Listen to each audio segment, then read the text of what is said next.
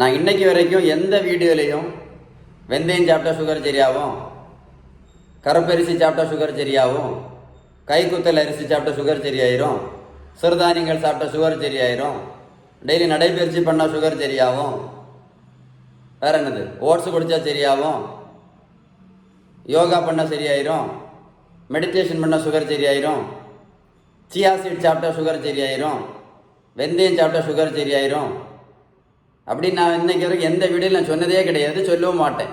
ஏன் அப்படின்னா என்கிட்ட வரக்கூடிய நிறைய பேஷண்ட்ஸ் சொல்கிறவுடைய கம்ப்ளைண்ட்டே அதுதான்.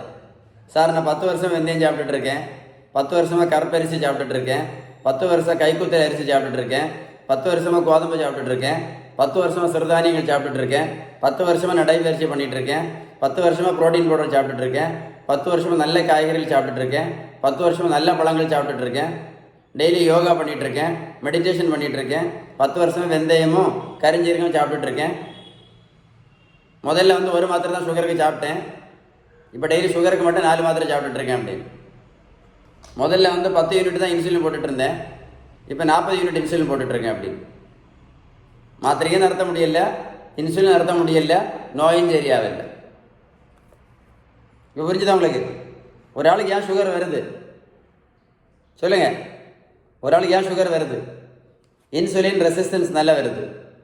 இதை சரி பண்ணணும்னா ரொம்ப ஈஸியான வழி, த பெஸ்ட் வே, ரொம்ப வெரி ஈஸியஸ்ட் வே என்ன அப்படின்னா என்னது? இது சரி பண்ண என்ன வழி சொல்லுங்கள்? ஈஸியஸ்ட் வே என்னது? Balanced diet. நம்ம 3 நேரம் வீட்டில் சாப்பிட்ருந்தா கூட அந்த உணவில் உள்ள விகிதம், நல்ல கொழுப்பு சத்து, விட்டமின் சத்து, இனிப்பு சத்து, தாது பொருட்கள் சத்து, புரதம் சத்து, பேலன்ஸ்டு டயட் இருந்தால் மட்டும்தான் இந்த இன்சுலின் ரெசிஸ்டன்ஸ் சரியாகும். இது சரியாகணும்னா என்ன வேணும்?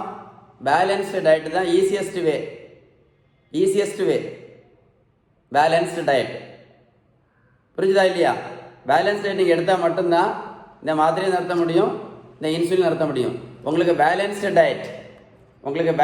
டயட்டை பற்றி ஏதாவது உதவி தேவை இருந்தால் கண்டிப்பாக கால் பண்ணி பேசுங்க. இந்த வீடியோ உங்களுக்கு கண்டிப்பாக பிடிச்சிருக்குன்னு நினைக்கிறேன். கண்டிப்பாக ஷேர் பண்ணுங்கள். யாருக்கு ஷேர் பண்ணணும்? நிறைய மாத்திரை சாப்பிட்டுட்ருக்காங்கல்ல, மாத்திரை இன்சுலின் போட்டுட்ருக்காங்கல்ல, அவங்களுக்கு இந்த வீடியோவை ஷேர் பண்ணுங்கள். இன்ஃபர்மேஷன் யூஸ்ஃபுல்லாக இருந்துச்சுன்னா கண்டிப்பாக லைக் பண்ணுங்கள். Stay tuned with doctor Sheeban.